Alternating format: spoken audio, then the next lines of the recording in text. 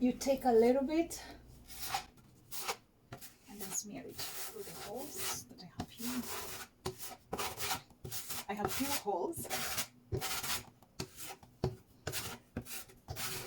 Okay, now I'm going to demonstrate on this last one here.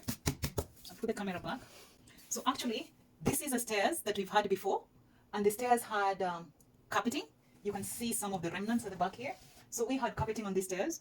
We took it out, and because it's an old type of carpet, it's like this one, it had a lot of glue that was stuck underneath. I think the carpet was almost 10 years, not even 10 years, maybe over 20 years. So as you can see, we have cracks here, and then we have a few little holes. I don't know if the camera can show.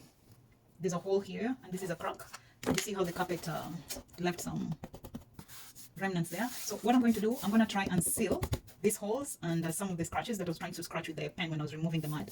And then this is how I've been doing the mud, like to make sure I seal all the areas. So that's what I'm going to do with that.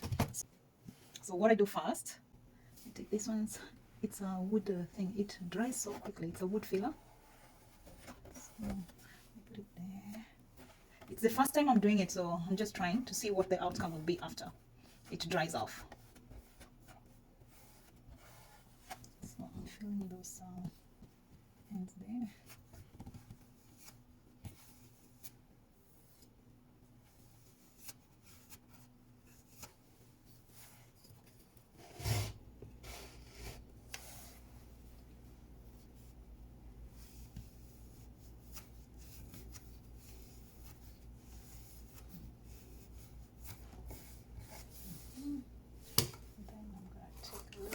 This.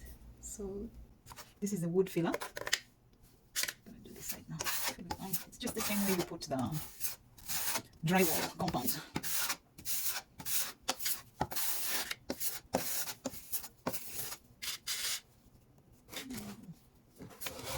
There's a big dinge there. So.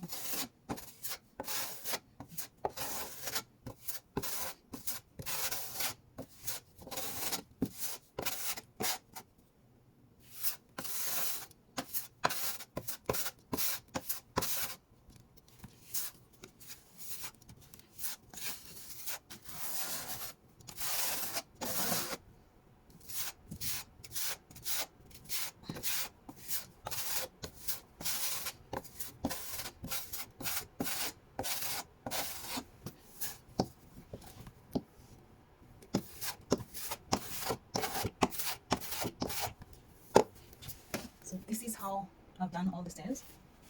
That's how it looks. Zoom inside. Out on the top there. I sealed all the corners. There's a little corner somewhere there. This one, I'm gonna see if I can seal it. It might not happen properly, but